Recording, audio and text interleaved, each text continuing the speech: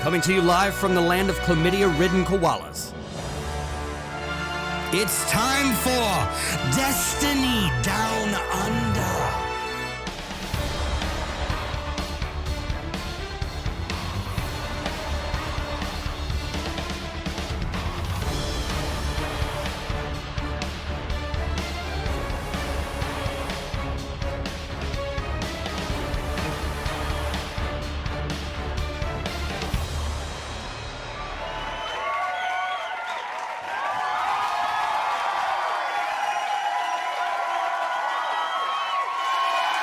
Welcome to the 231st episode of the Destiny Down Under podcast. It's me, your real dad, Log Power Slave. I'm finally back from the shops and I've brought with me a homeless man by the name of Marlon Games.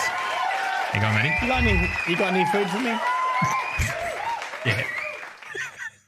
I'm going to feed you like tortilla wraps, like what you feed Bill. just wraps. Just nothing with nothing on them, blank. Let's not fucking start this conversation again. I've already been down this road. It got brought up again. What road? What, people criticising you for feeding? Who gives a shit? It's a dog. She's fine. Oh, did you miss? No. What happened? No. I was on stream and I was showing people me lunch, and I called it a burrito, not a wrap, and then that sparked a massive debate about the difference between a kebab, a wrap, and a burrito. That's what part of the fucking world you're in, isn't it? Let's just not. You know what? We don't even have to split hairs on that, right? I don't want hairs in any of those foods. Yuck. But like, we love all of them. Look at triggered Jugzilla as he was. Jugs has just had a fucking aneurysm in the chat. So that's what I thought you were referencing. I don't know why a blank wrap was the first thing that jumped in my head that I would give you if you were indeed a homeless man. So I guess if you're a homeless person, look, I mean, that's what you can expect if you come knocking on my door. I mean, other than being told to fuck off because of COVID, but you know, that. Yeah. Anyway, Cobber, it's Friday night.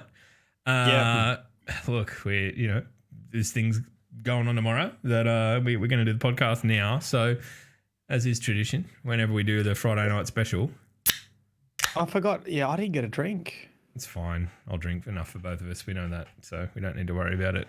How you been? How's your week been? It's been going on. Mate. How good. Oh, I had so much. Okay, I haven't played this much Destiny in a minute. Like, I'm talking back high school days. You've done all your homework. It's Friday night. You got to sleep over your bud's house. Somehow your parents have agreed and you're staying there the entire weekend. You've brought your console. You brought your own monitor. You've got a 20 packets of Doritos. You got and you're just in a closed in a fucking bedroom that smells so oppressively of farts. No one's going to come in and tell you to get off the console. Yeah, and you've got no chores. That's what this weekend felt like, because every second I was playing Destiny. You put in some fucking big boy streams. Like when I come home when I finish work for the day and I'm like, fuck this. Like, because you start at like 9 o'clock my time. So I've been going for an hour or so before you kick up. And then I'm like, okay, if we've got anything that really needs big brain stuff, I'll kick it over before Matty comes on, because the second he's on the screen, it kind of makes me a bit stupider. So I'll do that, the big brain stuff, and then I'll like come and go throughout the day. But when it's fucking 5 p.m. my time and I'm like turning the work PC off going, fuck this, I'm knackered, and I look up and Matt's still screaming at people playing Trials. I'm like, dude, the boy's putting in the work. So, man. People don't understand about my competitive side. Like, that's all I used to do. And I get fired up. I get really fucking fired. And it's not angry fired up too. It's just be competitive. It's manic. It's a manic fired up, and it's a good time. Yeah, it's one of those things where like you and Trials where it is right now, I think for like anyone who knows you well was like the second it slightly even nibbled on you and bit you, you were like, yeah, that's going to be Maddie. That's. I mean. So yeah, we had some games with. I think we kicked it off with Watts on Saturday. Yep. Miss 5,000 watts, and you were able to get off parenting duties to team up, and we went flawless. I think the first card we went flawless. Is that right? Yeah. And then I did a flawless run on stream with new kids, new Twitch chats every match. I rotated through the hobbits, so we had 14 people community that contributed. effort. Yeah, we had 14 people that contributed to 7 rounds winning. Who came in on the last game? Can you imagine the pressure? Yeah. Like, you're not letting 2 other people down. You're letting down. Yeah, that's why it was funny. Yeah.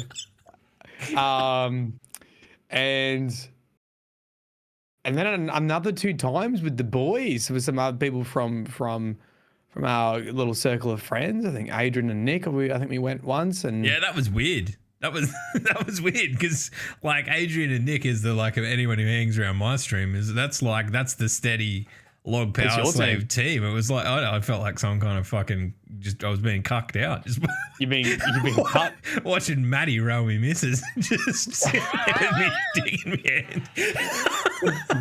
Anyway, this video has been demonetized. Moving on. Yeah. But like I don't know. I think that's been the best part of it, right? It's just that it's completely enabled, like because it's I don't know. Look, probably shit people off saying this. We're going to talk a lot about trials because like. Last week being great in trials wasn't enough. We're getting a tweaking of the fucking dials before this week again. So we'll get to that in the 12. But I think we'll just give our impressions on the full week because it became all consuming, even for me, right? Like I played so much stuff and I like even just going in solo queuing just for the fuck of it.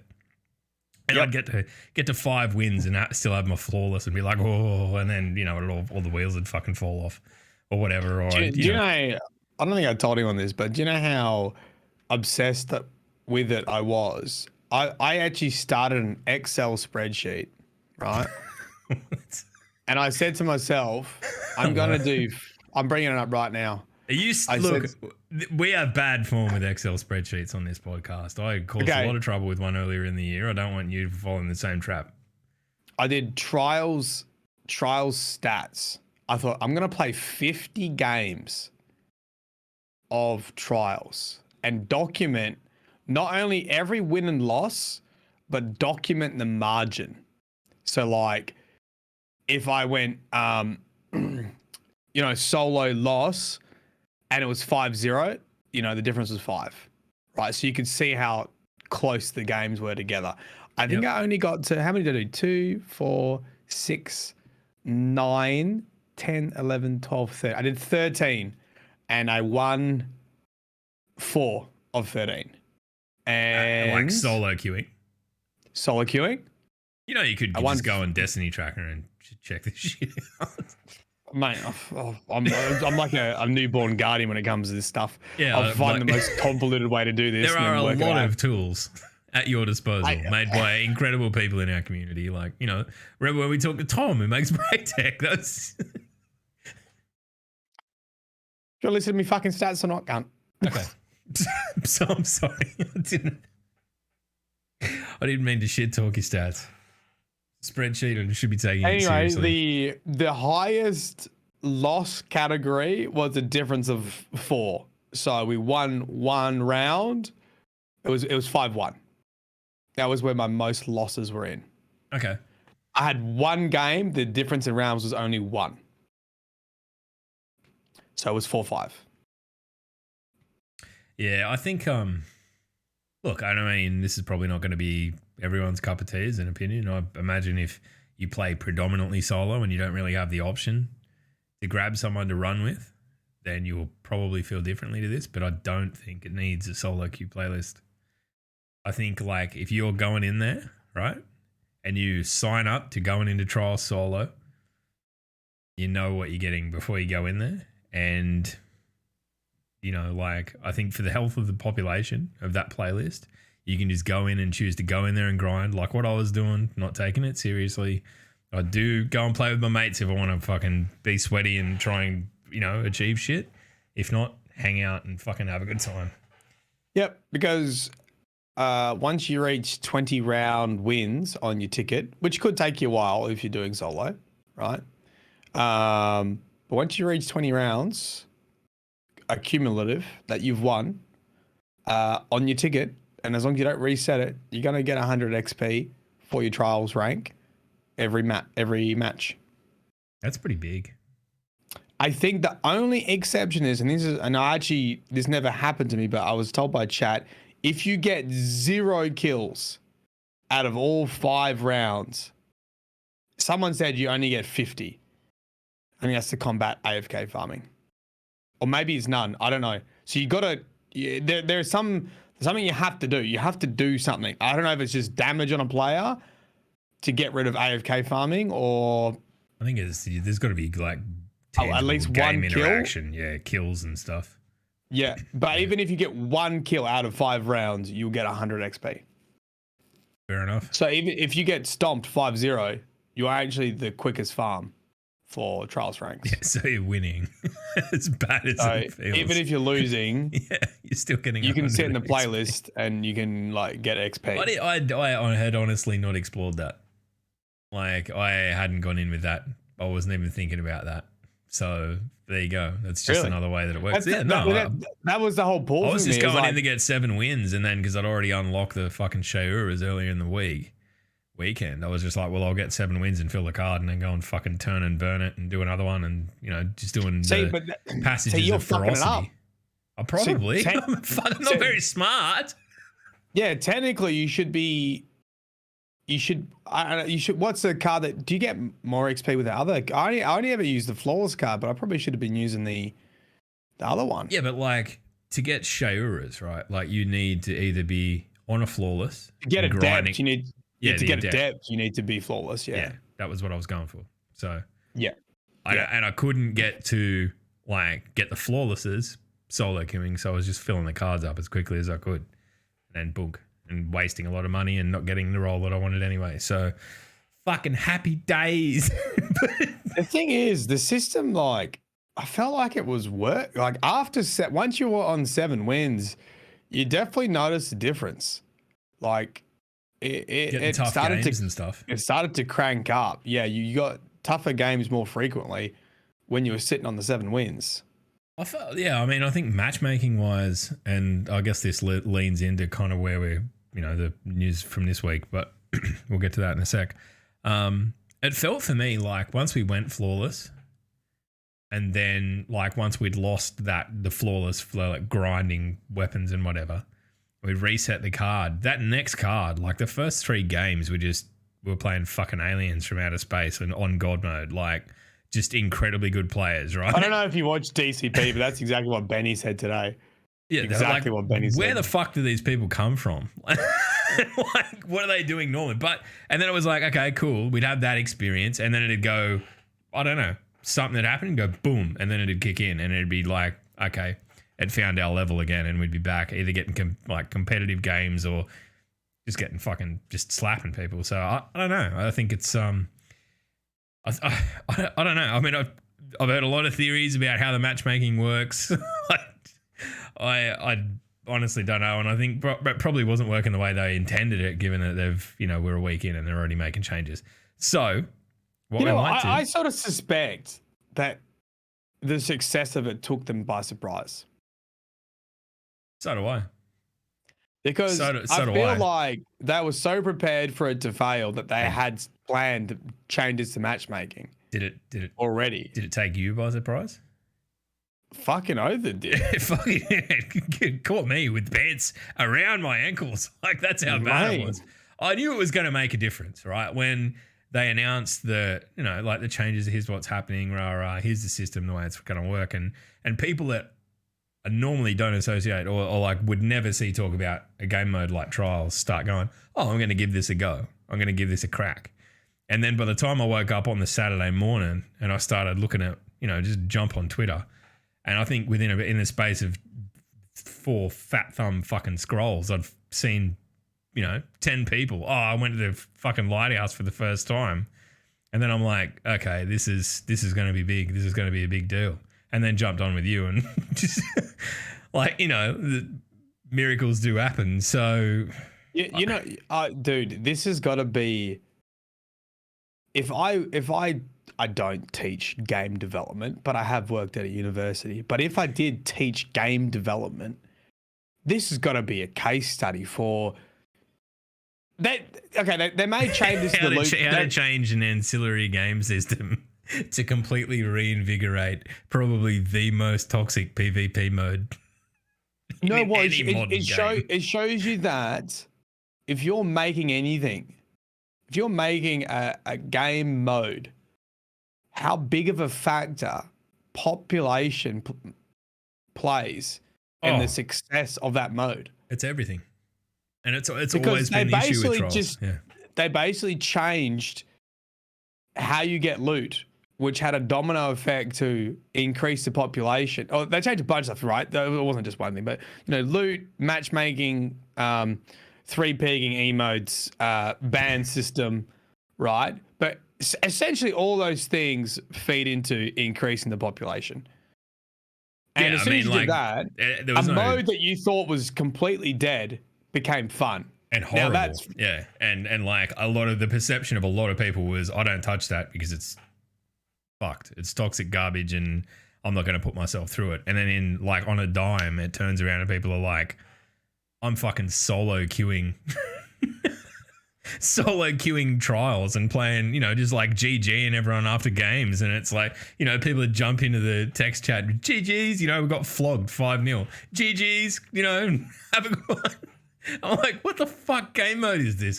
It's not trials anymore. I'm used to just getting bagged and fucking knowing every second person I played personally. It rewards you for your time. There you go. I think that's the most important part. And it hasn't. Look, it's. I spent a lot of time there, and I did not get everything I wanted. I already had a good Shayuras, so I didn't need that. But I still haven't got the role of Read Regrets that I wanted, and I've got all the other trial weapons. I do feel like, dude, but you got to consider also that like for every gun, there's an adept gun. I'm not even bothering chasing legend, like just the normal ones. Like I'm gonna wait until it's the week to farm whichever gun, and then go okay. Like sure, if I get a good one incidentally, I'll take it. But like my focus is always going to be what's that weapon, and whether I play with mates to get to the lighthouse to unlock the adept weapon, and then farm it fucking however I can. That's going to be the way I go about it, and I haven't even really put that much. I haven't really been doing that. I'm checking my vault right now. What we might do, because I see everyone's like sort of having a bit of a yarn about trials in chat, and I think that's fucking wholesome and good. We'll circle back to it, okay? Where the TWAB will bring us full circle, but there's a little bit to talk about before we get there. So I'll hit the sting now while Matty looks at his fucking vault and goes through. It's okay. I gotta share yours with Killingman kill clip. You want dynamic sway, baby? You want that? Oh fuck! What do I want on it?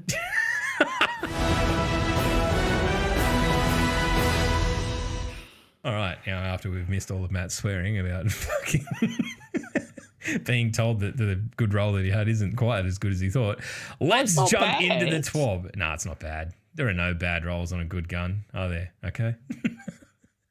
All right, so in the TWAB this week, and the big order of business really in terms of reset this week was everyone running around getting Aegis Scepter, or if you're Australian, Ager.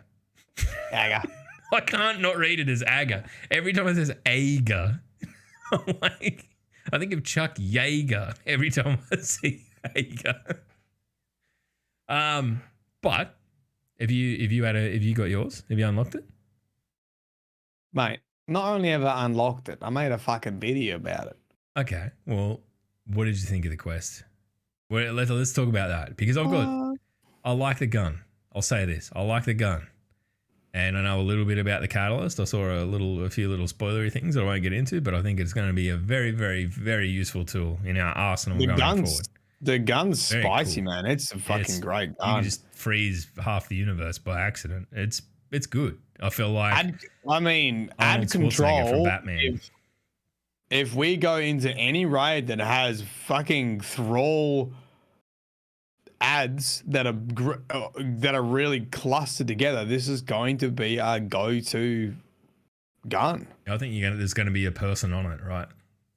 Like it's going to become you got like nearly synonymous. And it's just but the thing is like the splash on it. You can just hit the high tier enemy with it, and it seems to just freeze shit around it as well. It's insane. I feel like it could become nearly too broken. I don't know. I mean, you obviously can pair it with your stasis build, right? I haven't even looked into stasis builds yet. I've been having too much fun on this solar one that I've been on of late. But anyway, back to the Aegis Scepter. The quest itself. You don't like it? Too long. Just shit. Just go and do this fucking same activity you've been doing for weeks again, but do it more. I'm so like, why are we doing that? Okay, but you didn't listen to the story, did you? Yeah, but like, what justification is there to like, you don't need to go and do the thing again. Like, fair enough, maybe they tried to like write it into the story a little bit to make it seem like there was a reason to go and do it. But what did you have to do? You just had to go find the SKUs, mate. No, the Atlas SKUs, that's fine. I've been doing that every week. And shout out to Esoteric. What are you talking about then? I'm talking about like just the boring as fuck quest steps. Go and do Ascendant Anal Alignment or whatever the fuck it is and get You didn't have to do that for the exotic quest. Yeah, it did. Oh, go and do strikes. Sorry. Go and do 3 random strikes and get a drop at the end. This week, yeah. So I'm just thinking of the previous weeks. This week you did have to do that. Yeah, right. Yeah, sorry. Yeah, okay. I hear you. Yeah. You know, like I feel like it's just busy work. No one needs it. Like everyone wants the gun. Everyone's going to get it and do it. Like what's the point in... I think they could have just let people enjoy the cutscene and maybe go find the SKUs and... Yeah, I mean, finding the SKUs. I mean, God fucking help you if you were going to try and find them just without Esoteric. Like, how the fuck? Just wander around for 10 hours. I still wouldn't have found them. Just get fucking lost in the dreaming city. But obviously we had another beautiful animated cutscene. Maddie, what did you make of the story of Ager's Scepter or Ager or whatever his name is? Chuck Yeager. Ager and Rieger, right? It was good. It was good. It acknowledges a lot of the old school lore about Marisov and Aldrin. Obviously, the 2 birds, the 2 kestrels represent them.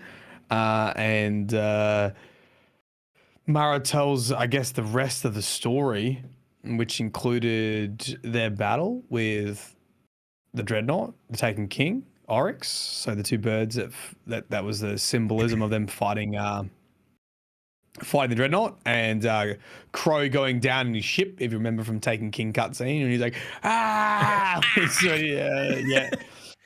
obviously he didn't die, but Mara at that point thought maybe she lost him, and she reveals in the cutscene then, this is pretty big, that she met the voice in the darkness. She had an encounter with the voice in the darkness. Yeah, I mean, I haven't caught the video yet, so I was looking forward to picking your brain about this. Like, is that like the darkness? Like, is that the way you interpreted that? Because that's the way, like, watching it, I'm like, well, there's not much wriggle room in it. It's like having the voice of it, right? So the reason why the voice in the darkness is a very specific set of words that the last 2 weeks they've sort of clarified that it means the entity.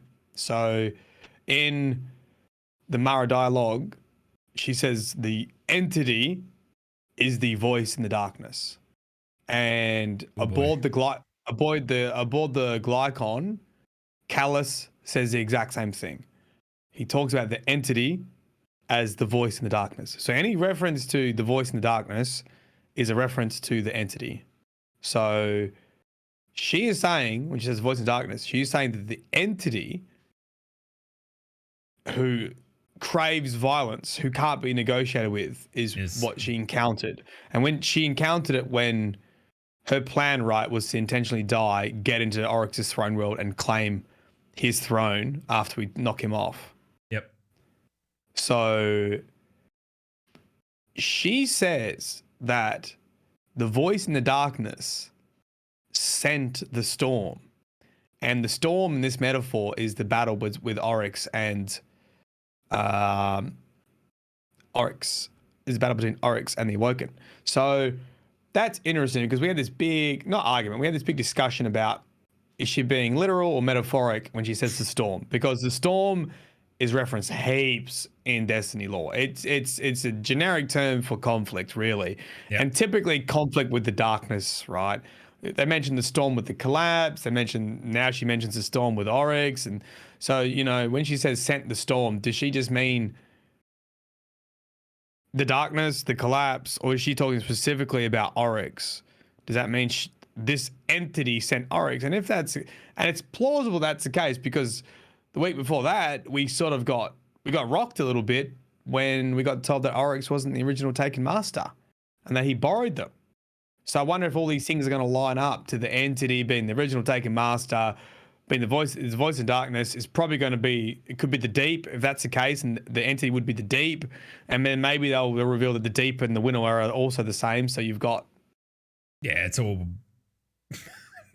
coalescing into one sort of, you know, the different name for many different names for the one kind of overarching thing or thing. Darkness or King sort of deal. Bad. Yep. Big baddie. So, yeah. Very. That wasn't really the end of the bombshells though, because in the cutscene, she talks about the creating an Aegis and her feathers, and I think this is all about the plan Mara was doing in Forsaken. You know, when she was in a court and she was talking to the Nine and she was talking to the Exo Stranger and she was planning. She knew about the pyramid ships, so we don't really know what she did during that time. We know she was planning something, obviously some sort of defense, but we don't really know exactly what she did. So I think that's a reference. You know, when she says puts up her feathers as a defensive shield. Then she says her heart begins to beat again. She felt Aldrin's presence, and this is when Aldrin came back as Crow. Rebirth of him as a rebirth of him. Yep. And she says that's why she came home. Now the real plot twist, the real plot twist. Here it is. This is the bit. Is when you get the Mara dialogue afterwards. You probably would have picked up on it. She says if the actors had not failed or something to that degree. Well, it's more like her saying that if everything had gone to her plan, right, to her design, that was the way I took it. She would have Aldrin the Lightbearer. Aldrin the Lightbearer, yeah. So if you read between the lines, that means, wait, you planned for him to become a Guardian? Or wait, you had people that were acting in your behalf to make sure he stayed in the Dreaming City? And that's when there's some interesting stuff, because Akora Ray, right, she controls the Hidden, the spy agency. And the terminal scan is a conversation between Akora Ray and Marasov. And Akora Ray says to Marasov, Petrovenge was meant to be watching the grave, as in watching Aldrin's grave. Wasn't Petra meant to be watching Aldrin's grave? And if you go and read... When he was revived, she'd be there to go, hey, buddy. Stay here. Stay in the Dreaming City. Blank slate Guardian to work with. So in the new lore this week, that's exactly what Petrovenge and Marasov are talking about. Petra's like, Mara's like, he should have never left the Dreaming City. And she's like, no, I'm sorry. So where was Petra? Just off taking a shit or... Yeah, having smoko probably. Just on smoko. Leave me alone. I'm on smoko. On smoko, mate. The other thing that I speculated was, I wonder if Spider, because we know Spider's scared shitless at the moment. he wants to get away from Marasov. And we know that he had essentially trapped Aldrin. So I wonder if part of the plan was also that he was meant to keep him captive until Mara could swoop in, right? But guess who swooped in? We did. Well, no, we didn't. Ghost? Didn't. Well, at the time, Osiris. Oh, yeah. That turned out to be Savathun. So really, like, the whole thing has been, to some extent, circumvented by Savathun, right? That was the part of it I found interesting. But I did see another take where Anon was talking on Twitter about that potentially it wasn't that she was planning for him to be killed, that she's got this other Kara egg, right? And she was going to wish to make Aldrin, without being dead, a light bearer. That's what I was thinking too. So, I mean, because great minds. It'd be a nice classical Kara wish if she wished him back as a guardian. And Petra was meant to watch the grave. And of course, fucked it up. And then now he's like essentially turned sides. Like he's not under Mara's thumb anymore, which is. I don't know. I find it super interesting because it feels like it's one of those things where like there's a lot up in the air at the moment, right? There's a lot of spinning plates. Okay. Like, and I genuinely can't predict where it's headed. Where last season we were kind of had picked up on the telegraphing of Osiris not quite being Osiris, and you know the big revelations of this season weren't necessarily a surprise by the time we got there. This is incredibly murky to me. I don't know where the fuck it's going or where it's going to end up, because I think that there's a fair chance that we might see Aldrin just not want a bar of any of it. Sorry, I called him Aldrin, the crow. I don't know. But like, why do we get the gun? That's the bit that she realizes she can't give it to him now because she's not in control of him, so she's giving it to us. Exactly. I think that. Is she in control of us? Well, I think she hopes to be. Ooh. So I think the reason why she gave us to trust her. I don't know what the. Yeah, I think the reason why she gave us the scepter is she so her original plan for the scepter was probably somehow to sway Aldrin. I think she came to the conclusion that it's not going to make a difference. So she no longer had a need for that tool. So she gives it to us, and he needs a guiding light. So, and I suspect that similar to Savathun, she's probably going to. I mean, we're already doing what Marasov wants without even asking, right? We came in. She already had an agreement with fucking Savathun. It's like, hey, guess what? If you want to see Osiris alive, go find my Techians. Like, okay, sure. Yeah, you see what I mean? Yeah. Yeah, I mean, I understand that like some of that is just the functionality of like plot driving, right? Like video games are kind of like that. But at the same time, it feels a bit underhanded. And like we've been, hey, guess what? It's not a scam, but if you want to see your mate again, go do all this shit for me. But, we know that Marasov is playing 5D chess as well. Like, what a chess move. What were our options? Nah, I'm not going to do that. With Saint 14 crying his eyes out next to us. Yeah, I mean, I'm not taking him on. He scares the shit out of me.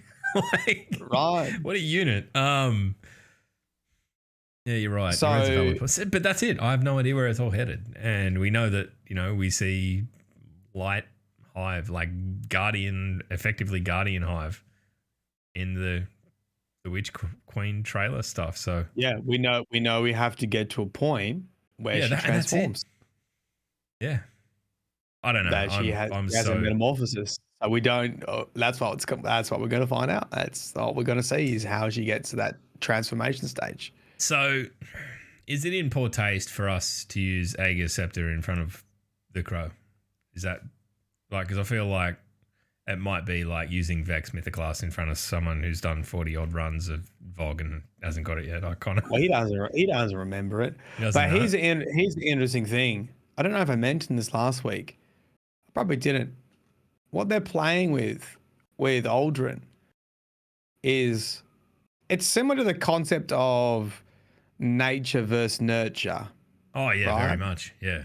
So, if you take two twins and you separate them at birth, and you put one in a different, like you and Chris, like me and Chris, and you put one of them in a low socioeconomic area, and you put one in a high socioeconomic area, and then you measure how successful they are at life, and the contributions of genetics versus the contributions of environment. And I guess it's sort of playing with that idea, because you would probably argue that Aldrin is Crow's genetically the same person as Aldrin. We don't know that for sure, but we're assuming that when ghosts revive you, because you look the same, biologically you're the same. Yep. But you don't have memory. You don't have the previous memories. Nurture. Right? And Mara's sort of deal is she's saying his person, his soul, the things, the biology that makes you, he is prone to devotion. He is prone to being a little worm. That's not very nice. It's not nice at all. No, it's not. And wow, what a pissant. He's dog loyal to a fault. He got blue balls about this fucking gun you never gave him for fucking however long, and he was still backing you, trying to get revenge and all this. That's his gun. That's the gun he found. Yeah, but didn't she have it and put it away from him? No, that was his vault. Oh, right. I misunderstood the whole thing. There we go. No, he went and found the scepter to impress her. Oh, that's right. Yeah, okay. That was from and like he the put first it in the story. vaults, and then the vault got the treasure map, the ley lines. They call it something different, I think, for that. But the way you got to get to it was all fucked up, just like the ley lines were. So you had to rediscover the star map to get to it, to access the vault.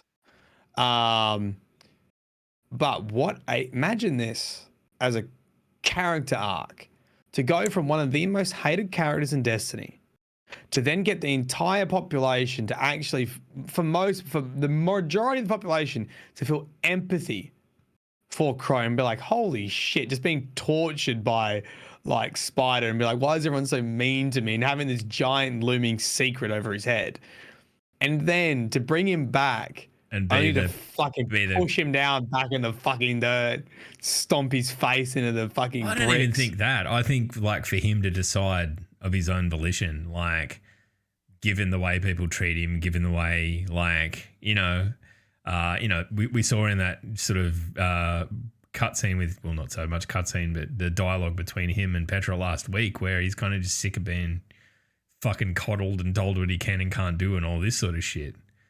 I think there's a fair chance that we're going to end up with a Crow that's a hell of a lot like fucking Aldrin anyway. And the whole devotion aspect, it might not land where we want it to, right? Like maybe it's a useful thing if it lands, in service of the people of the tower and us or whatever, or Mara even to some extent. But I feel like it's probably going to land like maybe on the side of Sabathan. And we're going to end up having him go from bad guy to good guy, that we all kind of went, oh, look, he's not so bad, he's reborn, and then ultimately revert to his nature and just be like, well, this is just what I am at the end of the day after all. And I don't necessarily think that I feel like that would be I've said it last week, I feel like Destiny is at its best when it has that real charismatic villain, and we're going to get that just judging from the VO stuff that we've heard of Sabathin while she's in a chrysalis, right? That's pretty captivating. But if we could get someone think about how much everyone fucking hated Aldrin when he, like back in the day, everyone was like, even when the cutscene of him coming back, oh, fuck him, rah, rah, rah, and all this, started that whole trip again. I think... I feel like last season was a fantastic setup. This season we know it has to end in some fucking massive plot twist, because we know she's gonna become the fucking witch queen. So either like Osiris is dead, or Aldrin switches sides because Sabathun's the only one to show him empathy, and he thinks that Sabathun's on his side and she's the one that tells him the truth. Boom. Or Mara's been betraying us the whole time. You know, like there's got to be the climax is coming. There's got to be like the Mylan games and the whiteboard.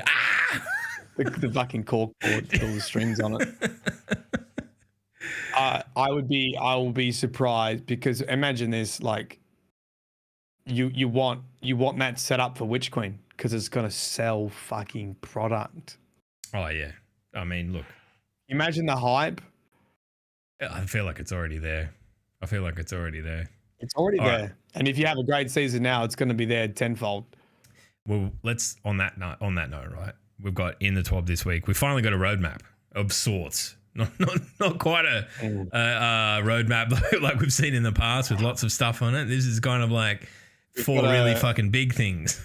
Okay. So it's not so much as a roadmap as it's more like a freeway. Country and like it's a freeway. Postcard or something. Maybe a postcard. Yeah. I don't know, but we'll have a look. It's been cropped woefully. Thank you. Hang on.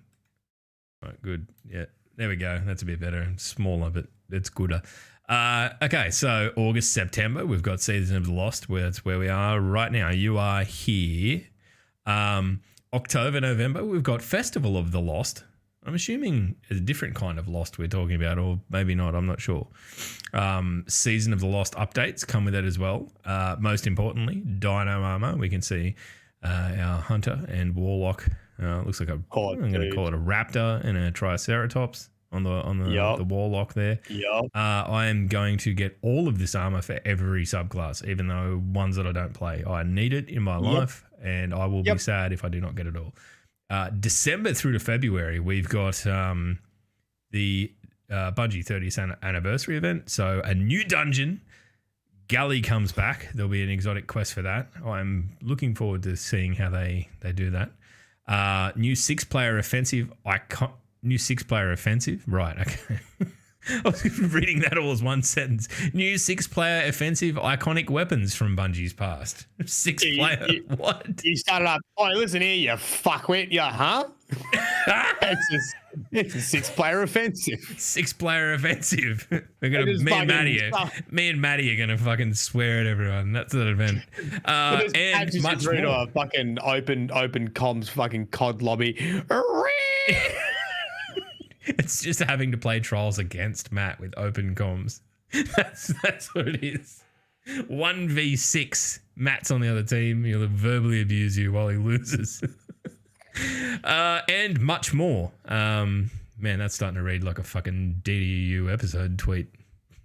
And much more. Not really. It's normally a lie. It's just what me and Matt talk about how the bloody crow does crack or something. Seasonal events, moments of triumph and the dawning, and then the road to the witch queen on February 22. All right, here we go. Easy. Here we go. I'm going to dive into trials. Here's the thing with trials. Okay, I'm going to read this because I feel like it deserves it. Because I want everyone to understand just how fucking great this has been. This week, 750,000 players played Trials. 750,000 people jumped in and had a crack. That is pretty fucking insane. Think of that in terms of like sports stadiums. That's a big deal. More than we've ever seen since the early days. More than we've seen since the early days of Destiny 2. Not only that, 120k of those were first time ever players. So, I don't know. I mean, that's a big deal in and of itself, right? Like you'd think that most people would have given Trials a go the week that it came back. Well, you think about all the like the stats they had of how many new players did they say started playing Destiny since they left Activision? Oh yeah, Was it Activision? Was it so? Whatever. There's a huge portion of free to play, which I'm sure got converted to people who paid for the DLCs. Yeah. And that's probably them. Absolutely.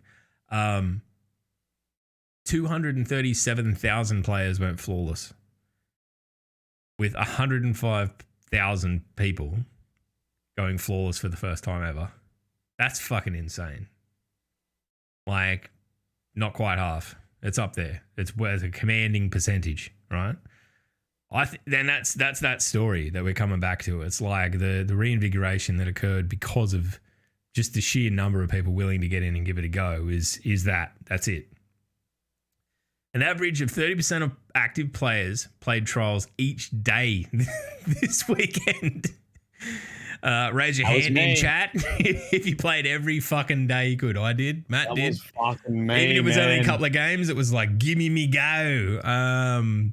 Topping out at over 32% on Saturday. So, Saturday's always the big day. It starts a little bit earlier in Australia, but no day prior had ever gone above 21%. That's pretty massive. So in terms of replayability, I guess that's what hammers it home. Over 2.8 million hours of trials were played this week.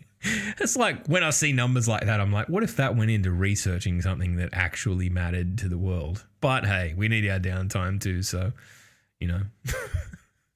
how many millions of hours were spent watching, I don't know, Avengers Endgame? Probably more than that. So we can't hold this against trials. All right, let's go. Here's the graph. I like this. This is a classic how to present something that is fucking good news. You set up a graph, right?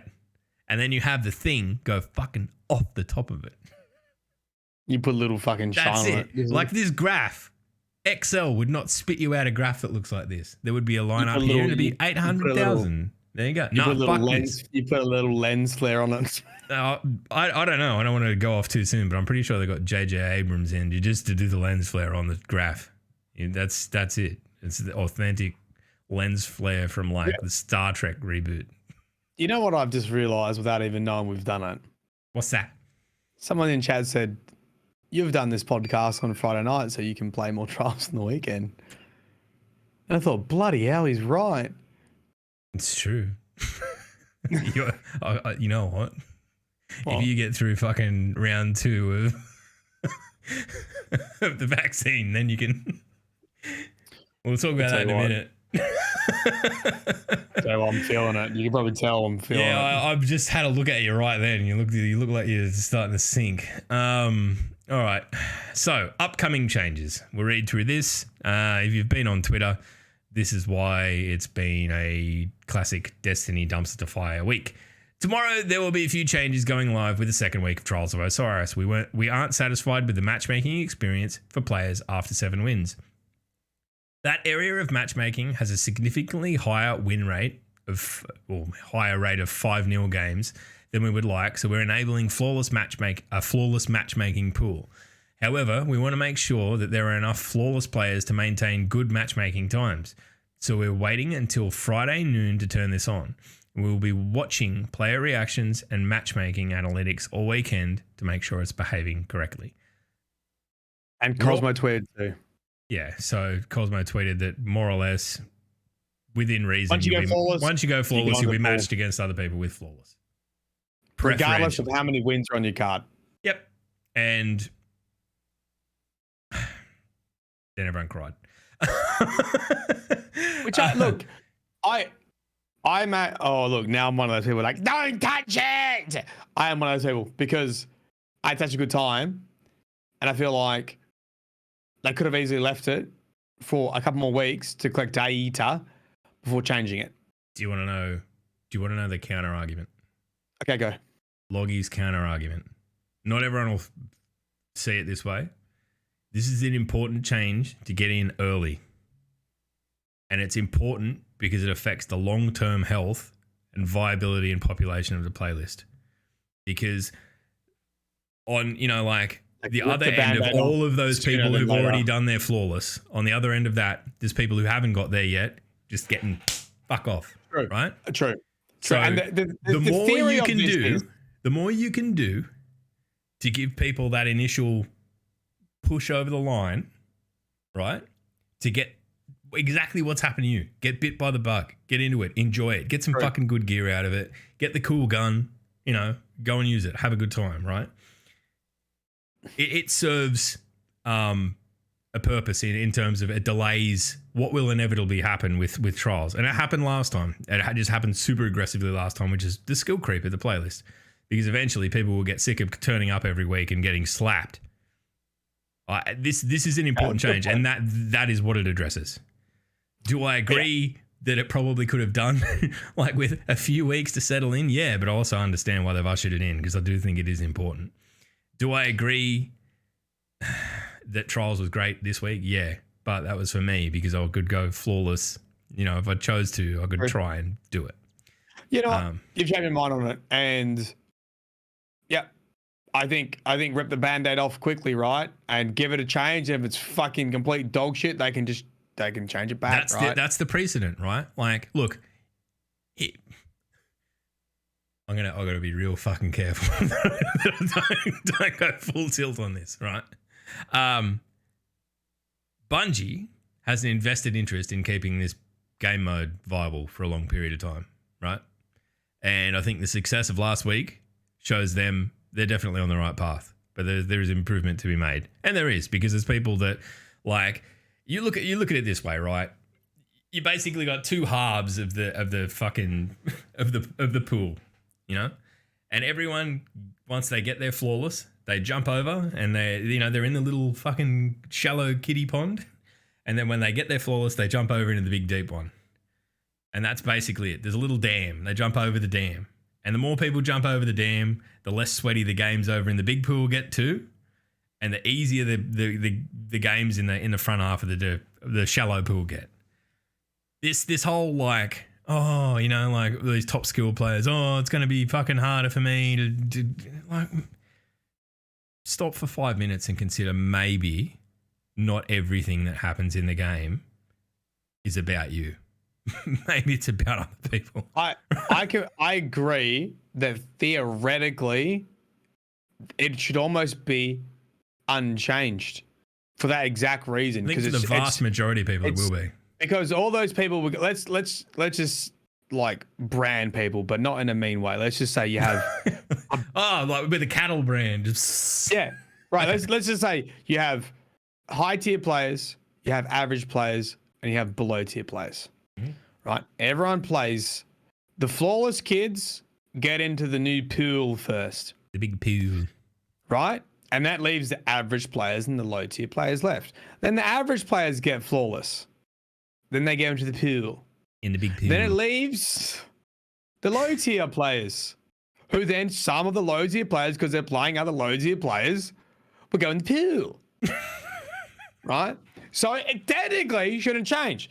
So the big pool, by the end of it, just ends up being the same pool, more or less, that you had at the start, but with the exception of the really real people who probably have no place being playing the really rough crowds anyway.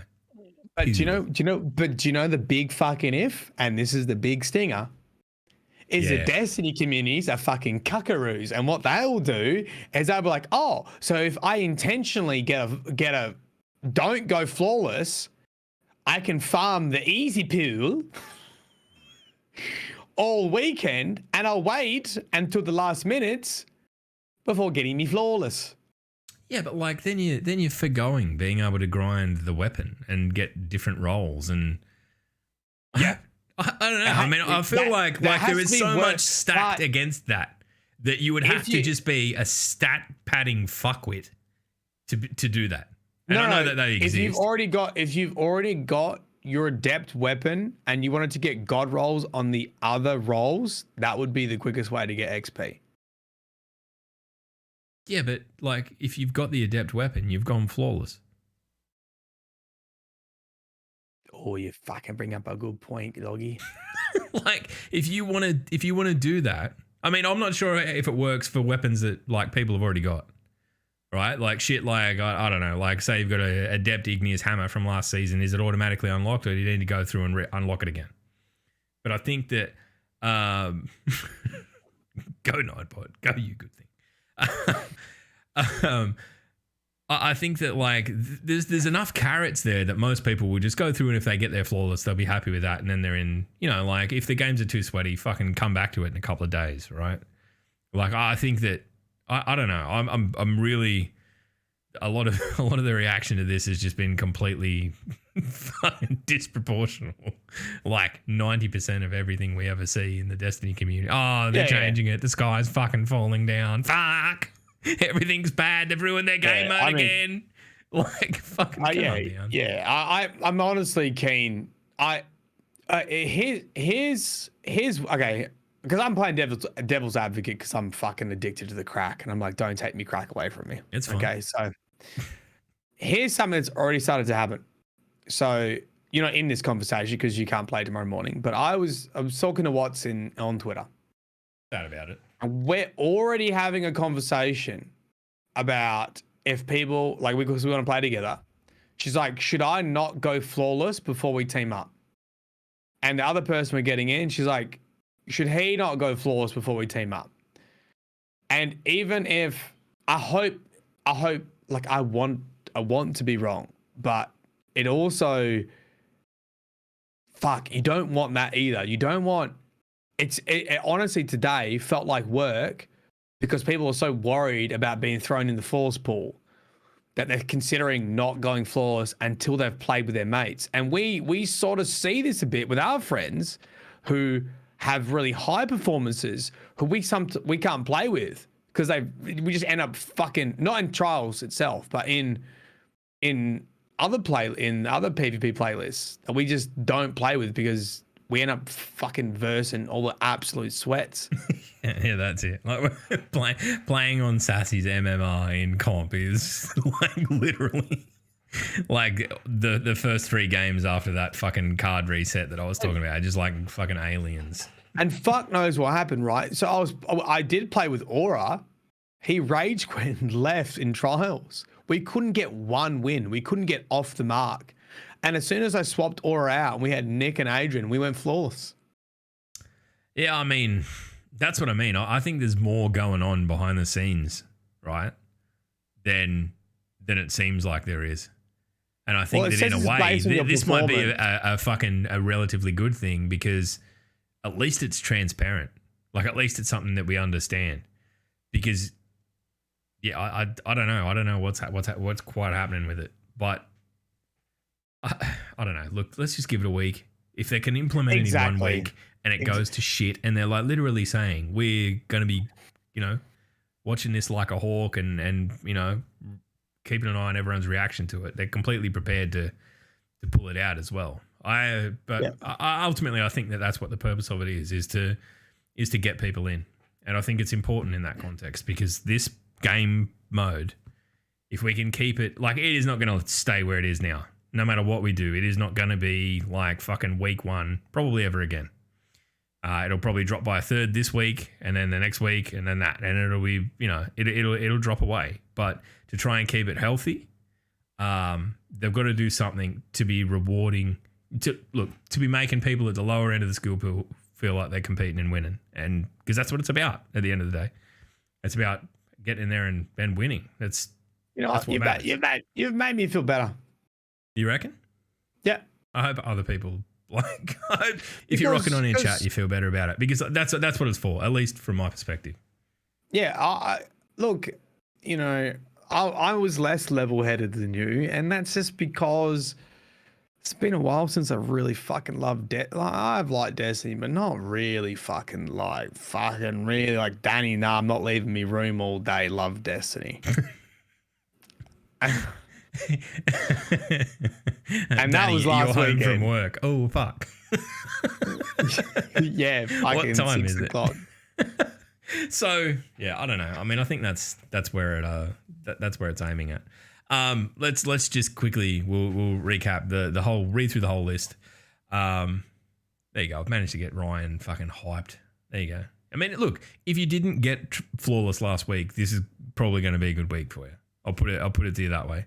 It's a reason to jump in and have another crack. If you know, even if you are a little bit demoralized, definitely do it. And this is the bad thing is I think there's gonna be some psychology now that people know. I say this every time there's a change. You know what Bungie need to fucking stop doing? Just don't tell anyone. Like that fucking rhythm of recoil change. No, but then they get criticized for. then they get criticized for being non-transparent. But I actually think they could have done it for this one. And they could have gone, look, I put fucking vegetables in the sauce. Sure, I had to do it, kids, but you needed the vegetables. Do you know what I mean? Like, you ate it and you liked it. Yes. I feel like they could have done it for this. Like, you fucking ate the mashed potatoes. You dumb little shits. You lapped it up. Yeah, I don't want them to go back to not communicating, but every time this kind of reaction comes off some people just fucking spiraling like emotionally about everything they fucking write, I'm just like, for God's sake, just do it and then tell us after. Yeah, hey, do you remember the fucking the nerfs to sliding shotgun? Oh yeah, didn't they fucking destroy the world or recoil or, you know, like remember how bad the trials changes were going to be? Remember that? They were going to fucking ruin the game for fucking high skilled players. Remember when that fucking decisively didn't happen whatsoever? It's scarily quiet, isn't it? Oh, I know. And that's what, like, I keep fucking seeing the same people and they do it. I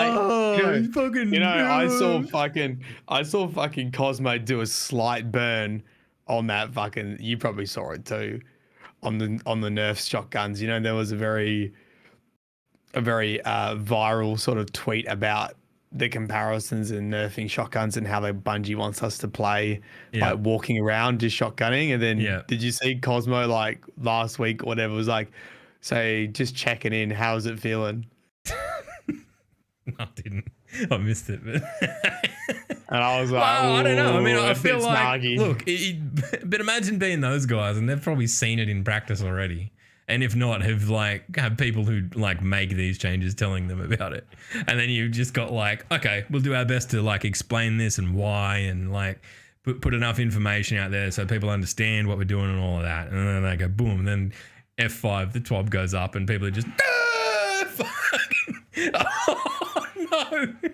Oh, Trials was fucking perfect for 1 week and now you've ruined it. Just calm down, cunt. It's not that bad. All right, so lastly, we're enabling the quitter penalties that we used in the Glory playlist, giving you a 30-minute timeout if you quit too many games. So don't go ducking T1 Riot anymore, you little shits. Just play him, get your slapping, and fucking move on with your day, okay? We're going to be watching this. We have some harsher plans if players continue to abandon their fire team. So if you're going to fucking... You get up down to 3-0 and you're going to quit. You're going to cop a slapping for that too. Just stick it in there. Next week, in addition to our first Trials Labs, ladies and gentlemen, spoiler alert, it's zone capture trials. I'm fucking incredibly excited about this.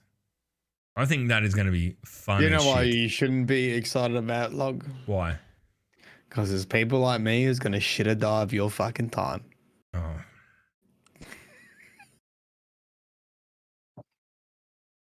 Oi, Log, stand in the zone where I know you're gonna be, cunt.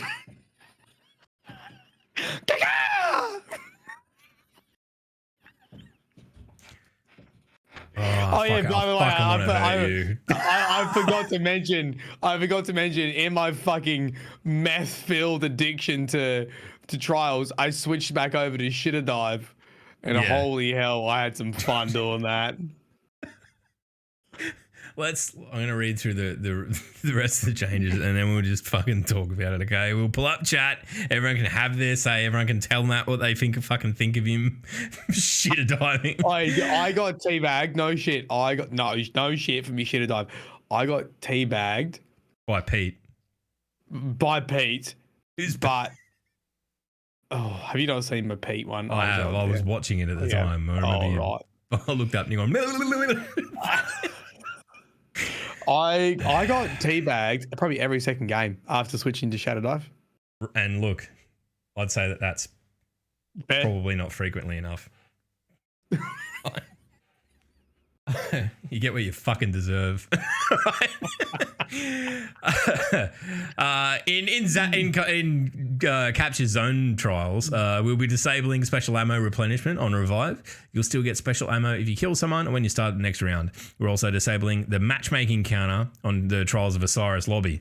That's a big deal. So people can't fucking dip out on 3 stacks just to try and, I don't know, play against individuals or whatever. I don't know. All in all, I feel like it feels very positive. It does. I mean, as much as people want to carry on.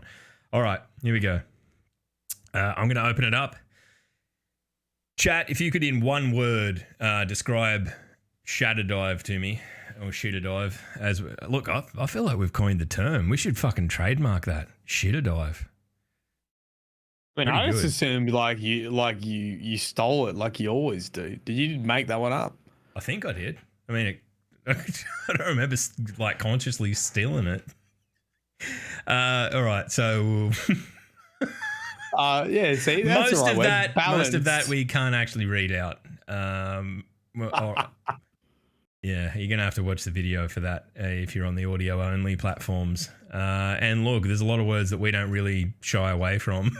I don't know why you encourage this. No, because I wanted you to sit through it because I'm trying to fucking save your soul. It's not too late, Matt. Mate. The rapture will come. And you don't want to be caught. Drug addicts rob people's houses without a second thought. I don't give a fuck if people don't like me because I use Shitterdive. I'm playing trials. I'm trying to save him. Chat. I don't think I can. Look at the glint in his eye of just not giving a fuck. And I kind of respect it in a way because, like, I get it, but holy fuck, I'm so sick of it. It's like every second game, bad. 3 hunters, and it's so fucking broken. And every time I see some dumbass on Twitter is like, oh, June marches are the same. They're just as bad. Like, you don't even, like, you've probably never fucking played on a Titan to understand what you've got to do to get to that point. Like, do you know what my best counter to the Shitterdive was? Run away.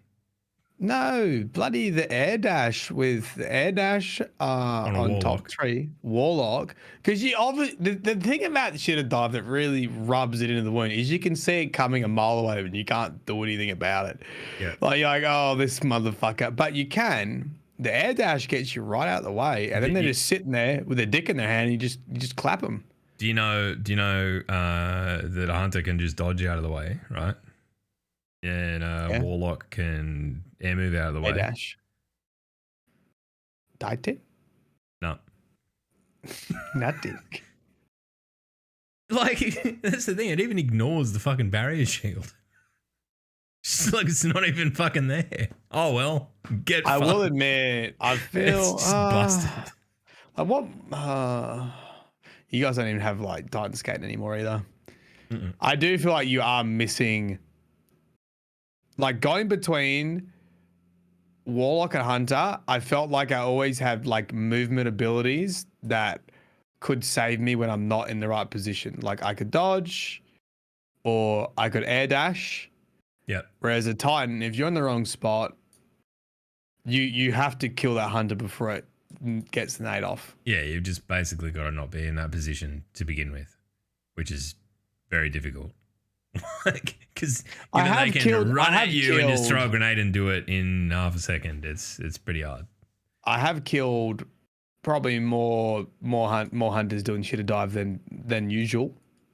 I do think it's a crutch for, and I'm not saying this to upset anyone. I do think that like people who aren't very good are using it because they can get kills with it. Well, the thing is, like, they're by and large like that. Like you are kind of fucking really annoying with it because you're pretty reasonable at the game, right? Like that's why people are bagging you. Like there's been some people that I've seen with it are just leaning into it because like they're just trying to keep up. And if that's like, I can't really begrudge someone that. It's when good players are doing it just because they want easy wins. I'm kind of like, oh fuck. Okay, here's my rebuttal, right?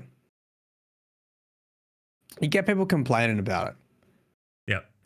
And I go, well, listen up here, you fucking sweat lord. You've been running around with your God roll Dire Promise or your God roll Messenger or whatever other RNG that gave you an advantage in the Crucible. Oh, yeah. Do you know what I mean? Okay, yeah. Like you're using the fucking sweatiest guns that you've got in your vault that you grinded hours to get, right? And yeah, you work for them, but the game's not balanced and it's never going to be balanced. And I agree, Shitterdive is too powerful. and I don't know how they're going to fix it, but it is too powerful. But to pretend like you don't use shit to give you an advantage is hypocritical. Oh, absolutely. And like, look at, I'll put it to you this way, right? Like there were probably about 6 or 7 rounds, right, where I opened in trials and wiped the whole team with one ballistic slam because they were all standing close enough together for me to hit them with the like ballistic slam and then the Juni's proc, and bang, one hit, whole team's gone. You could do that with Shatterdive. Like there are definite things that, like, I'm not saying that the Titan's not incredibly strong sometimes, but I think everyone does that. I just think that it's when it's like something's disproportionate. I just don't think there's enough of a downside to Shatterdive. Like I think Shatterdive, there's you no should be risk able to it. Yeah, exactly. Yeah, it feels like a no risk. Like where if I do that slam and I fuck up, I'm dead, like very dead, and in a shit spot where no one can get me up. Yeah, I think that's the difference. It is. I don't know how you change it. Yeah, exactly. What would you do? Like, the thing is, your Shatterdive is so quick, and obviously they're already frozen. Like and now that I've played it, I literally have all the buttons on the mouse. I have scroll wheel as jump, fucking nade as a mouse button, and then Shatterdive as a mouse button. So you literally just go, like any monkey can do it. You just go flick, boom, boom, and I just hit both of them with my thumb, and it's done. Yeah, so you're done. I literally do like that. You just basically pinch my mic, my mouse, and you're in the air and you've thrown a grenade and you Shatterdive. It's just quarter circle forward punch. It's just a base level Hadouken. That's what it is. Quarter circle punch. Yeah. there's nothing to it. Oh, I don't know. I watched you do it, and I was so fucking sitting there watching your stream going, don't do it, don't. And then the second you're like, is this it? Is it this easy? I'm like, maybe even angrier. By golly, he's got it. Yeah. Oh, yeah. But I don't know what you do to it. I mean, I guess there needs to be a way for it to. I don't know. That's the thing. It should be like a risk, right, to run at someone and do that. Like, I mean, maybe you're stunned after you do it as a hunter. So if you don't actually kill the person, you're at a disadvantage. Because I think that's the thing with honest, like ballistic slam. Like if it's probably the most comparable thing. Like a ballistic slam, if you get everyone in one clean sweep, right? Great, good on you. You look like fucking you bloody Iron Man coming down and just smashing everyone. But if you go for 3 people, right, and you manage to kill one and then half kill the other 2, right, just off the Juni's lightning, unless you're very good, you're probably going to get bopped because they're both aiming at you. And that puts you to disadvantage because you're coming out of the the motion of getting back up. I feel like there's something in there that Shatterdive needs, like, because I don't think that it should. I understand what it's trying to get at, and I don't disagree with it. I like the shatter mechanic. I think it's fucking cool, but I just feel like it's just too fast without enough risk. Yeah. Maybe it's got to work something like ballistic slam where like you can throw the grenade and then you've got to sprint at it and have that like actual sprint and then jump and then slam for it to, like, so you need to, it's, you're not doing it all in one fucking air move moment.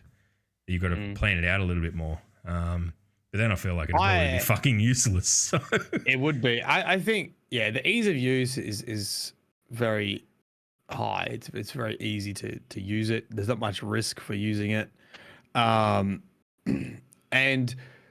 I think just as importantly, there's not many tools to deal with it apart from, and I don't even think saying shoot your enemy is one of them, because if you jump from cover, there is no time. Like if you know they're behind a pillar, like let's say the last trials map, you're like, I know they're right there. I literally am just going to jump over the pillar, and as soon as I get any angle, I'm just going to spam my nade and then dive on it. Like, you get a free it's like 0.1 of a second or whatever. Yeah, so, but maybe as an air dash, I think the mobility as an air dash, as soon as I knew, if I was playing top 3 Warlock, as soon as I knew they were coming for me, as soon as I saw them jump in the air, I actually got away from. I actually got a lot. I baited a lot of them and got it out. I got to work on that this week because I'm sick of getting killed by it. But what if, right? Just spitballing. What if the height that you dove from affected the radius? Because like it doesn't matter because everyone's using fucking stompies anyway. You're like 20 foot in the air. Yeah, I suppose. You're always cacaring from the highest possible angle anyway. Yeah, okay. I don't know. It is pretty powerful in small areas too. That's pretty bullshit. But I also got a lot of kills from being fucking uber high. What if it was just like you do it and you die, and if you get it wrong, like it's like an all or nothing play. Like make it twice as powerful, but if you do it, you're dead. Your head's just in the fucking dirt. You get head first. It's like you just get physicsed off into the fucking ether, and you're dead. Would you do it? I reckon people would like lead with it and try and get a whole team, or try and get 2 down, and then it's an advantage. But if you fuck it up, then it's a huge disadvantage. I mean, to be honest, if they made the animation, because I think the Titan has the animations quite long, right? When you do the punch, like you sort of sit there, punching the ground for a bit before you start moving. I mean, not only that, but like you've got to be up in the air, you've got to be sprinting, get up in the air, and then there's like you do your melee, you do this like the drawback to then dash down. The amount of times I get fucking killed in the air with it, it's like where I'm like that far from fucking hitting someone, and then I'm dead, and I just go bee and fucking physics off into the ether. See, the hard thing with the Shatterdive is if they added an animation to do before you dive, the people actually aren't held in stasis very long anymore. So it's just completely worthless. They would be gone by the time you actually got down there. I feel like, but I do think when you hit the ground, you probably should get an increased animation, so you can't, like, I would go recklessly into whole groups and not care if I didn't get everyone, because you just dodge, you just spam dodge. Look, I guess the other thing, and this is, it's like Uncle Log, the boomer Titan, who's a bit cranky about these young upstart hunters. The other thing with the Titan is that unless you've got Junies on, you hit more than fucking one person, like you hit 2 people, you don't kill anyone. Ballistic Slam's not lethal. It'll only take like 2/3 of your health off. Yeah, but you're also like your shoulder charges, mate. I'm not. Yeah, you can't do that from the air. You got to run at someone in this shotgun meta that they've failed to kill with the slide changes. I can't even bring myself to try and shoulder charge people now that people are so fucking good with chaperone. I haven't been shoulder charged in a long fucking time. Like you got to be fucking like sliding at someone and fucking shoulder charging out of the slide. Fucking Shoryuken people more than anything. Yeah, like okay, I'm fucking sorry. I just thought it was funny because get your fucking head blown off.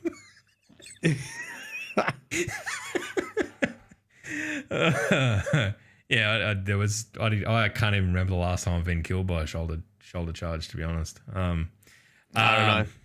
All right. I mean, there's not going to be any changes to it. I honestly think Titans need some sort of escape mobility. And I know it's not on theme, but I do feel like you can deal with it with a hunter dodge. You can deal with it with a warlock dash. I don't know what you guys are doing to get away from when you see someone pop up in the air, what button can you press to make sure you don't get fucking caught in a grenade? Yeah, I mean, all right, chat. Here we go. We're going to wrap up soon. We're going to brainstorm, right? We're going to steal this idea. This is how Matt does his lore videos now. He just gets other people to think up cool ideas and narrates them. So we're going to steal it for the DDU. But what we're going to think up, what would a Titan's air move be? Like not a dodge, not obviously air move. You know what? It would have to be similar to your. It'd have to be similar. You know what it would be? It would be like a Superman punch that you could get off quick, right? Like a lunge punch, just boom. Yeah, because someone said that used to be the stasis slide. It's almost like, or even so it needs to be very. The reason why the air dash works is because you can bind it to your mouse wheel, and you only have to be 2 millimeters off the ground, and you can It's basically the same as a hunter dodge. As soon as you activate your jump, you can activate the air. You can do it. You can do that in any direction. Like you do it backwards. Yeah. I do it backwards. Man, this is how naive I am. I float. Yeah, so I don't even think I've got air move bound on my fucking stuff. So when I'm playing a hunter, I obviously just press one button to dodge, right? When I play warlock now, all I do is I just spin the wheel and then I press the same button in any direction you want, like, you know, whatever. You've got jump bound to mouse wheel down. Yeah. I'm not judging. I promise. It's super sweaty. Super sweaty. Who told you that? It is. That's how you skate. That's how you Titan skate. I just warlock skate. Yeah, okay. True. But I mean, all that shit's gone now, isn't it? No, you can still, I mean, you can't do the double dash, but you can still do it. Cool. I don't know. I mean, I feel like we could have like a Titan, like just a quick jump back, I suppose. I don't know. Or like a... Well, the thing is, you could jump forward and still be fine. Titans don't jump backwards. You can't jump forward into a fucking wall of ice. Where are you going? No, because... What if you dodged into, if you air moved into, or if you Titan roll, whatever we fucking make up for a Titan, if you do that into stasis, whether it's your stasis or not, you smash it into the crystals. Maybe that's it. Maybe if you could just shoot them, then they fucking explode and then they become yours. Maybe we're going about this the wrong way in terms of thinking up nerfs. Maybe we just need to make it a powerful tool for the opposition as well. I feel like you just need to, you get your Captain American shield out and you just go, beep. It's like a really short shield blast, really short like shield, and it gives you increased resilience or something. I actually like that idea. Just like a little arm barricade, just boom. Yeah, like a parry. 1 second. A parry. Like a parry. Oh, now we're talking. Yeah, we're back to the days of fucking Mordhau. Yeah, so when you see him jump up, you can parry it. It would just maybe if the grenade hit you, it would just bounce off. Just boom. Oh, imagine that. Someone comes in for a big shoulder charge. Bang. They just go flying off. Oh, a melee parry. Yep, there we go. I'm sold. There we go. Melee parry, baby. I'm going to ring up solving all of Bungie's problems. Ringing John Bungie after this to tell him all about it. Yeah. Ring me dad, mate. All right, you got any questions? Fire them away now because you got like 2 minutes. This is typical fucking Friday night. Yeah, actually, that's what I mean. Armor lock, Halo. That's a good example. It's armor lock. I mean, that went for a bit longer than that, but I just oomph. I like it because I mean, it fits what Titans are. I mean, they're not going to run, are they? No, just going to stand in there and go no. I refute this damage. I disagree. That. Can you imagine how fucking ridiculous that would be with like range supers and shit? Like you see the Phoenix like, and it's like nope. I mean, you know. I'm gonna do it again. No. Do it again. No. Or just walk out into a sniper lane, just going nope. I've got your fire rate pinned down. Yeah, we've made a game breaking thing, and it's bad. It's just a bad idea. Maybe you need to be jumping to do it. Or just, Yeah, I think everyone hates this idea, so let's stop going on about it. All right. Max. What does Max want to know? Maddie, did Marasov lock Savathun in stasis? Looking close at the crystal prison, it looks a lot like stasis, and she did have a stasis weapon locked in a vault for years. It could be. It's not referred to as stasis in anywhere that I know. It is called just a crystal. It is interesting that they did have a stasis weapon way back when. A lot of people have asked me, like, how did Aldrin have a stasis weapon? I feel like this is the kind of, it's like, it's a video game kind of answer, a bit like, why does every Guardian have Thorn, you know? I mean, it kind of makes sense when you consider that the Awoken have always been the light in the dark. Yeah. I mean, yeah. I don't know. I accept. Yeah. I'm happy to accept it. There is nothing that I know that says anything about Mara's ability to freeze stuff or use stasis or do anything of that nature. I don't think it's stasis, but it could be. And there's nothing saying otherwise either.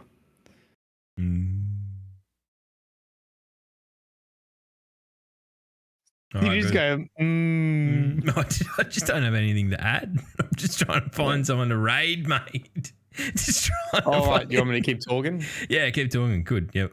Right. Good. What's your loadout, chat, for this week? Because there was a lot of Vexos, Vex Mythoclass. What I found is when I got up to the real sweaty boys, mate, when the peak shooting with hand cannons, like if you've got a team of like they were always the hardest matches. When I saw a full team and all of them were using hand cannons, I was like, yeah, we're gonna lose. Because you just get your damage chunked and then it's all over.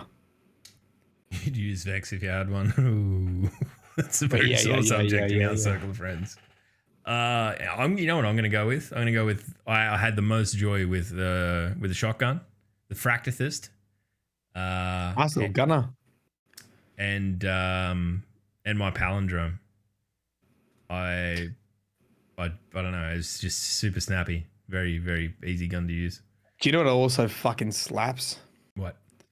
No Time to Explain. I saw that. I saw that card where you were all using it. Apparently Vigywing slaps as well. Vigywing has low key been pretty fucking mean for a while. But it doesn't surprise me.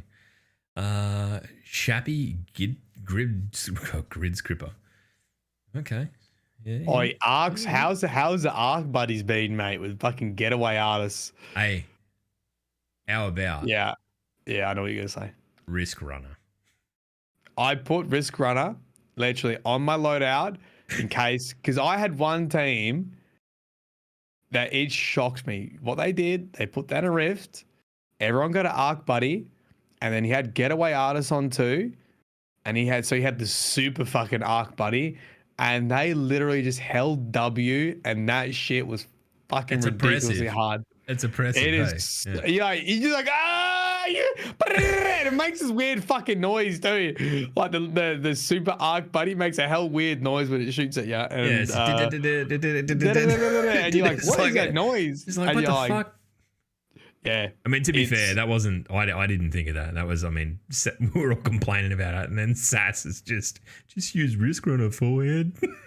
Like, yeah. Yeah, I don't know. What are you going to run, Matty? What do you think your build is? What do you think you will use? So, right. So, I was previously Hunter, and then I went to Warlock this season, and I started to try and learn Top Tree Warlock with the Air Dash, and then of course Air Dash got nerfed. It's still great, to be honest. It's still a lot of utility. It's so much utility. You know how many, I killed so many people with Heat Risers, just getting a weird fucking angle. It is really fun to like pop Heat Risers and you just floof in the air from this weird angle, like up in the air. AT-130 standing by. AT-130 coming in. And the other thing is, like, when you do shit like that, even if you don't get a pick, you're up in the air and your teammate's down here, so you're not close together, so they can't switch targets very easy either. And the thing is, you can peek. What I was doing is I was like floating out, and I was like, oh no, then I'll just dash back into cover. It's fucked. Like, it's really good. You just like, oh no, fuck, I made a mistake. You just dash back in. But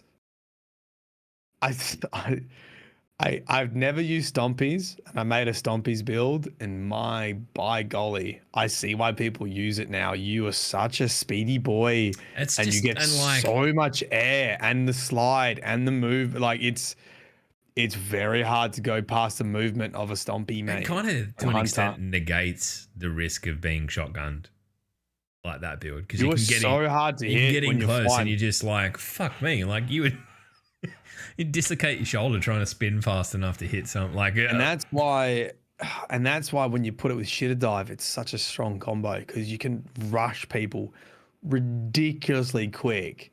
and then come from the literal heavens and cacaring as you fucking fly down. Like, it's so bullshit. And now I get why that's why I got fucking stomped in trials, because people running this shit. And what was the dude's name? Pete, that bagged the shit out. Good on you, Pete. You're doing the Lord's work. You're out there somewhere. At least half this podcast loves you. I think Maddie might have a soft spot for Pete as well. Mate, he's a channel command now. There you go. All right, we're gonna piss off. But Maddie, you need to tell people where the law will find them. Even though we abandoned this segment like a long time ago, we're still doing it. Right. Saturday morning. You wake up. You're gonna hurt me. You know what it is? Get your coffee. Turn on your PC. You're like, hell yeah, brother. No law today. Now is the time for trials. Woo! And you just fire up that playlist and you just hit fucking straight into the vein. The law will never find you, mate. It's done. You're done. You're playing trials. So, yeah. I feel like I need to just say this. We've made a lot of drug references in this podcast. A lot. Don't do drugs, Don't do drugs, kids. Unless it's destiny. Then do as much as you want. Unless it's trials, and then do as much as you want, right? Fill your boots. Have a good weekend. We'll see you. Bye. Oh, this is so getting demonetized. Fuck. Oh, baby.